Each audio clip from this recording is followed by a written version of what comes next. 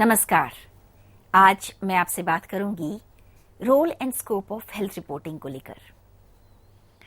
इसकी बात करने से पहले एक बैकग्राउंडर के तौर पर यह जरूर बताना चाहूंगी कि जब हम रिपोर्टिंग की बात करते हैं तो हमारे जहन में बीट्स जरूर आती हैं। बीट का मतलब किसी एक विषय, किसी एक सब्जेक्ट में रिपोर्टर की विशेषज्ञता को हासिल करना, जैसे कि एनवायरनमेंट बीट हो सकती है, एजुकेशन हो सकती है और उसी तरह हो सकती है हेल्थ बीट। तो हेल्थ बीट को कवर करते हुए, उसकी रिपोर्टिंग को करते हुए किन मुद्दों को और किन अलग अलग पहलुओं को ध्यान में रखना चाहिए, आज इस लेक्चर में आपसे इस बारे में मैं बात करूंगी। सबसे पहले, what is health reporting? Health reporting is about reporting on issues and stories that are concerning health on a regular basis. We all know that journalism is a system of collecting, analyzing, reporting and broadcasting information which is made up of facts about situation. Medical journalism is the dissemination of health and medical information and related subjects in the media. It targets regular people rather than professionals by releasing health related information through media sources. यानी media के अलग अलग स्रोत हो सकते हैं, media के अलग अलग साधन हो सकते हैं।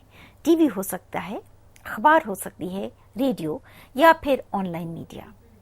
इनमें से किसी में भी अगर आप हेल्थ रिपोर्टिंग करना चाहते हैं, हेल्थ बीट को कवर करना चाहते हैं, तो आपको कई बातों को अपने ध्यान में रखना होगा और समझना होगा।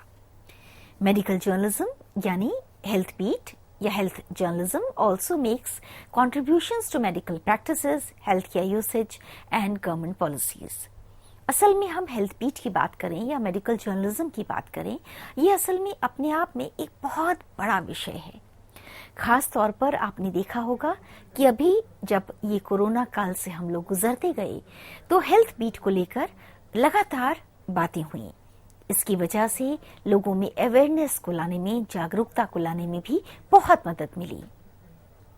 इसलिए आइए अब ये समझने की कोशिश करें कि हेल्थ रिपोर्टिंग को जानना क्यों जरूरी है और पत्रकारिता के छात्र के तौर पर आपको इसे कैसे एनालाइज करने की, समझने की कोशिश करनी चाहिए। तो हेल्थ रिपोर्टिंग करती क्या है? It informs and educates people about ways to enhance healthy living. It increases the level of knowledge regarding particular health issues. It educates healthy practices regarding such issues, supports health services, help the concerned authorities to understand the necessity of an increased number of platforms. It may be a website or any other app, and through this, health beat takes another turn. मतलब ये कि health reporting में आप inform भी करते हैं, सूचना देते हैं और साथ ही साथ आप जनता को जागरूक करते हैं एक स्वस्थ जीवन के लिए। और इसके अलावा अगर किसी भी तरह की सेहत से जुड़ी हुई कोई नई तकनीक आई है या फिर किसी ऐसी चीज के बारे में बताना भी हेल्थ बीट के अंतर्गत आएगा जिसके बारे में जनता को पूरी जानकारी नहीं है। It also increases ethical and responsible reporting on healthcare issues worldwide. असल में स्वास्थ्य बीट या सेहत की बीट की कवरेज करते हुए एथिक्स को ध्यान में रखना बहुत जरूरी है, क्योंकि थोड़ी सी गलतफहमी या फिर गलत रिपोर्टिंग लोगों के मानस पर बहुत बुरा प्रभाव भी डाल सकती है। Keeping the society aware of issues regarding the broad context of medicine use, risks of medicine use, non-drug alternatives, etc. कई बार मेडिसिन को लेकर, दवाओं को लेकर कुछ नई खोजबीन होती है या फिर ऐसा भी होता है कि कोई एक दवा खास तौर पर किसी देश या समाज से हटाने की बात होती है या फिर किसी नई दवाई को प्रचलन में लाने पर भी कोई स्टडी होती है। तो हेल्थ बीट के जर्नलिस्ट की जिम्मेदारी बनती है कि वो उस जरूरी सूचना को जनता से साझा करे। To diminish misconceptions about different health issues and advocate a position on a health issue or policy or strategy. ये भी होता है कि बहुत बार एक भ्रम की स्थिति बनती है या भ्रामक खबरें जनता के बीच फैलाई जाती हैं। सेहत के मामले में ये और भी गंभीर मसला है। इसलिए पत्रकार की ये जिम्मेदारी बनती है कि वो पुख्ता स्रोतों से उस जानकारी को पूरी तरह से सच्चाई पर परख कर, आंक कर, फिर ही जनता के साथ उसे साझा करे। इसी तरह कई बार सरकारें किसी नई योजना को लाती हैं जो जनता के लिए फायदेमंद होती हैं। इसे भी जनता को बताना एक स्वास्थ्य पत्रकार की जिम्मेदारी है। तो सेहत को कवर करने वाला पत्रकार, एक हेल्थ बीट रिपोर्टर, कई मुद्दों पर समाज की मदद करता है। जैसे कि वो ये जानकारी भी दे सकता है कि अगर किसी नई बीमारी के फैलने की आशंका है या फिर किसी बीमारी का पूरी तरह से उन्मूलन होने की संभावना दिखती है, तो वो भी इस बारे में वो जनता को आगाह कर सकता है, सूचित कर सकता है। New research in field of health care, आप जानते हैं सेहत के मामले में भारत में लगातार शोध होते हैं। पूरी दुनिया में सेहत को इस समय एक सर्वोपरि जरूरत के तौर पर देखा जा रहा है। तो शोध परख जानकारी या उससे निकले हुए नतीजे अगर जनता के लिए फायदेमंद हैं, तो उन्हें भी जनता तक पहुंचाना एक हेल्थ बीट रिपोर्टर की जिम्मेदारी बनती है। Important operations conducted by doctors and their success or failure, आपने कई बार खास तौर पर समाचार पत्रों में देखा होगा कि बड़े किसी मुश्किल ऑपरेशन को कई बार डॉक्टर्स करते हैं। एम्स के बारे में तो आपने ऐसी खबरें बहुत बार पढ़ी होंगी। और कई बार ऐसे ऑपरेशंस बहुत मुश्किल होने के साथ ही जब सफल होते हैं तो उसके बारे में भी जनता को बताया जाना जरूरी है। इससे जनता में इस बात की का हौसला बनता है कि हमारी सेहत की जो प्रणाली है वो लगातार विकसित हो रही है, सुदृढ़ हो रही है। इसी तरह केयर और neglect of patients and there reactions, कई बार कुछ जगहों पर लोग बहुत आगे बढ़कर पेशेंट्स की सेवा करते हैं और कई बार ऐसा भी होता है कि किसी अस्पताल में पेशेंट्स को पूरी तरह से नजरअंदाज कर दिया गया हो, नेग्लेक्ट कर दिया गया हो। इन दोनों तरह की खबरों को जानने में जनता की दिलचस्पी होती है। अवेलेबिलिटी ऑफ वेरियस फैसिलिटीज और इक्विपमेंट्स, आप जानते हैं कि अस्पताल एक ऐसी जगह है जिसमें लगातार विकास किए जाने की, उसको बेहतर बनाए जाने की जरूरत होती है। और ऐसे में अगर कहीं नई सुविधाएं आई हैं या नई तरह की कोई रिसर्च हुई है तो उसको भी एक रिपोर्टर अपने लिखने के या बताने के दायरे में ला सकता है। अब सवाल ये उठता है कि हेल्थ बीट के रिपोर्टर के पास इतना सारा काम है, इतनी सारी जिम्मेदारियां हैं और ऐसी जिम्मेदारियां जिसमें थोड़ी सी चूक से बड़ी मुश्किल खड़ी हो सकती है। तो ऐसे में हेल्थ बीट का रिपोर्टर अपने लिए सोर्सेस को, स्रोतों को कैसे चयन करे, तो आइए इसके बारे में भी बात करें। What are the sources for health beat reporting? Sources बहुत सारे हैं। पहले तो डॉक्टर्स, क्योंकि डॉक्टर वैसी समस्याओं के साथ सीधे तौर पर जुड़े हैं और वो पेशेंट के साथ एक ऐसे संबंध में जुड़े हैं जहां पर उनके पास हर चीज की पूरी जानकारी होती है। एक डॉक्टर बेहतर तरीके से पत्रकार को ये जानकारी दे सकता है अगर किसी बीमारी को लेकर कुछ नए तरह के लक्षण हैं या कोई ऐसी बात है जिससे जनता को आगाह या सचेत होने की जरूरत है, तो डॉक्टर एक बहुत अच्छा स्रोत है। इसके अलावा रिसर्चर्स, बड़े बड़े मेडिकल संस्थानों में रिसर्च टीम्स, रिसर्च डॉक्टर्स ऐसे शोध करते रहते हैं जिससे नई जानकारियां उपज कर सामने आती हैं। Directors of medical institutes, paramedical staff, patients and their attendants, असल में जो मरीज है और उसका अटेंडेंट है वो भी एक बड़ा स्रोत है। कई बार किसी अस्पताल में कोई बड़ी घटना घट जाती है और उस समय अगर किसी एक खास वार्ड में पेशेंट्स और उनके अटेंडेंट्स मौजूद हैं और वो सूचना को बता सकते हैं, तो वो एक महत्वपूर्ण स्रोत है। इसी तरह हेल्थ रिलेटेड लिटरेचर जैसे कि मैगजीन्स, जर्नल्स, पोस्टर्स, फोल्डर्स। असल में हेल्थ से जुड़े हुए कई जर्नल्स निकलते हैं जिन्हें की सत्यता के पैमाने पर आंका जाता है और कोशिश की जाती है कि पूरी तरह से ऑथेंटिक जानकारी जनता तक पहुंचाई जाए। ये बात अलग है कि ऐसे हेल्थ जर्नल्स कई बार आम लोगों को नहीं समझ में आते ठीक से, क्योंकि उनकी भाषा पूरी तरह से मेडिकल ओरिएंटेड होती है।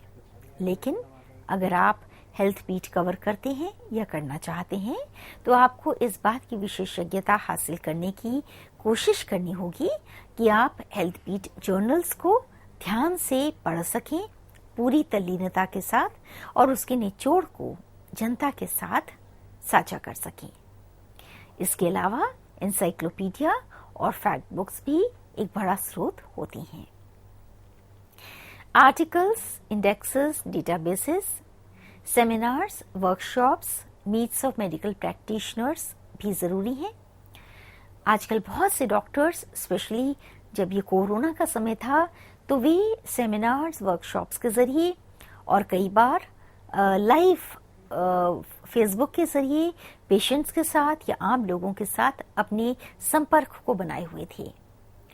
ऐसे सूचना के स्रोतों में कई बार बड़ी जरूरी जानकारियां आप तक पहुंच सकती हैं। इसके अलावा वैसे ये बड़ी छोटी सी बात आपको लग सकती है, लेकिन ये बड़ा इंपॉर्टेंट स्रोत है। People who dispose the medical garbage, जो लोग इस्तेमाल किया हुआ मेडिकल गार्बेज फेंकते हैं, कई बार उनके पास बड़ी इंपॉर्टेंट सूचनाएं होती हैं। अस्पतालों के कई ऐसे हिस्से होते हैं जहां पर गार्बेज फेंका जाता है और उसकी नियमित तौर पर सफाई होती है या उसे फेंका जाता है। उसके जरिए भी कई ऐसी सूचनाएं निकल आती हैं जो कि एक हेल्थ बीट के रिपोर्टर के लिए जरूरी हो सकती हैं। इसी तरह medical stores near the hospitals, हर बड़े अस्पताल के पास मेडिकल स्टोर्स होते हैं। उनके पास भी, क्योंकि रोज पेशेंट्स या उनके परिवार आते हैं, कई ऐसी जानकारियां जमा होती हैं जो कि पब्लिक पव्यू में नहीं आती या नहीं पहुंच पाती। इसके अलावा वे तमाम जगहें जहां पर शवों को रखा जाता है, crime site cleaners, ambulance drivers, ये भी आपके लिए जरूरी स्रोत हो सकते हैं। आप ये जानने की कोशिश करते हैं कि हेल्थ बीट को कवर करने वाले रिपोर्टर की जरूरत हमें क्यों पड़ती है, उसकी क्या क्वालिटीज होनी चाहिए और उसकी क्या सोशल कंट्रीब्यूशन है। देखिए, वैसे तो पत्रकारिता के किसी भी हिस्से से आप जुड़ें, ये बात तो ध्यान में रखने की है कि आप एथिकल रहें, पूरी तरह से तथ्यपरक रहें और गलत जानकारी या भ्रामक जानकारी को ना फैलाएं। हेल्थ रिपोर्टिंग में ये काम और भी जिम्मेदारी से बढ़ जाता है। एक हेल्थ रिपोर्टर के लिए जरूरी है कि उसे मेडिकल साइंसेस की बेसिक नॉलेज, मूलभूत जानकारी जरूर हो। उसे उसकी विविध शाखाओं के बारे में जानकारी हो, और अगर ना भी हो तो वो उसे पढ़े, उसे जानने की कोशिश करे, ऐसे कोर्सेज को भी ज्वाइन करे जिससे उसकी मेडिकल साइंसेस की जानकारी का दायरा बढ़े। असल में रिपोर्टिंग शुरू करने का मतलब ये नहीं है कि आप सीखना बंद कर दें।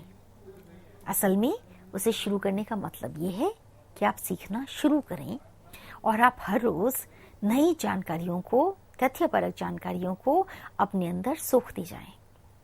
वैसे भी मेडिकल साइंसेस हर रोज डेवलप होने वाली साइंस है, इसलिए आपका अप टू डेट होना और जानकारियों पर एक पैनी नजर रखना बहुत जरूरी है।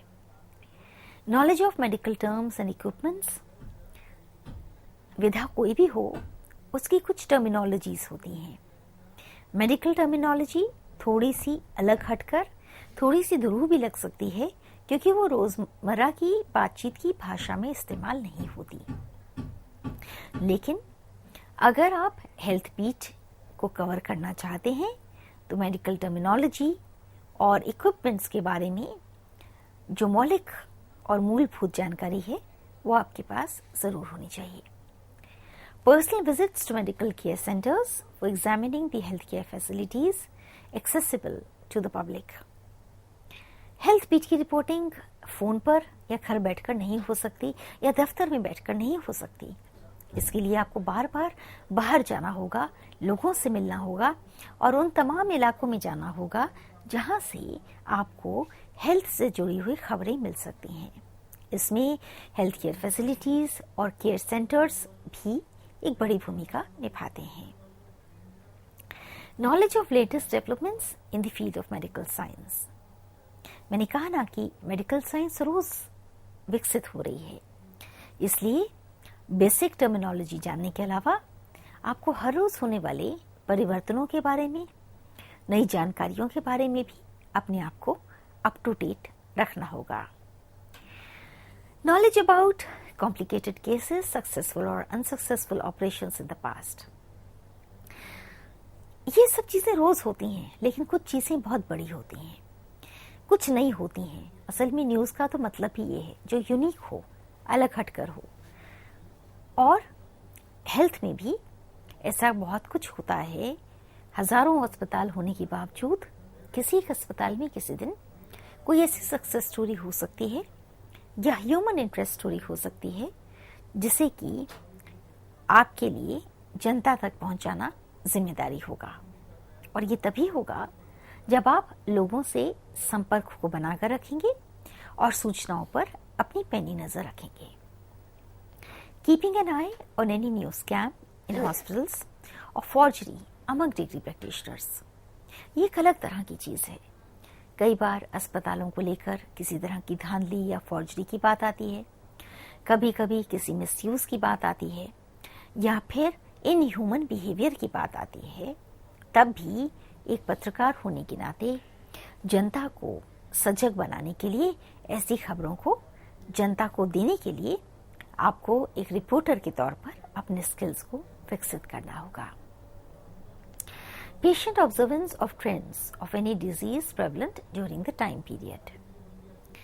बहुत सी खबरें ऐसी होती हैं जो आपको आज पता लगती हैं, लेकिन उसी दिन आप उन्हें ना कवर कर सकते हैं, ना उसके बारे में लिख सकते हैं।